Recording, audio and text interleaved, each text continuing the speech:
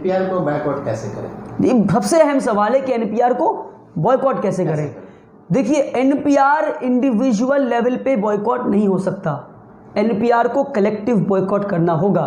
तो जहाँ तक मेरी ये वीडियो पहुँच रही है, जिस तक पहुँच रही है, उस इंसान की जिम्मेदारी है कि अपने इलाके में एक छोटा सा ग्रुप बनाए, जो 10-15 लोगों के ग्रुप इस पे ही काम करे, लोगों को इस बात को बताने में कि जिस दिन एनपीआर का डिटेल लेने लोग आएंगे, सरकारी लोग, पूरा इलाका एनपीआर को उस दिन बॉयकॉट करेगा और उसी दिन धरना में बैठ जाएगा।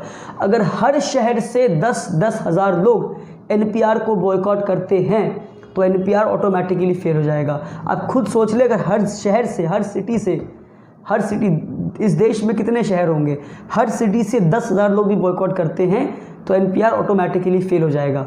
तो आपसे गुजारिश है कि इस वीडियो को आप आगे फैलाएं आप लोग, और मेरी बात को लोगों तक पहुंचाएं ताकि एनपीआर को रोक सकें और इस देश के गरीब को बचा सकें। ये गरीबों के खिलाफ कानून है।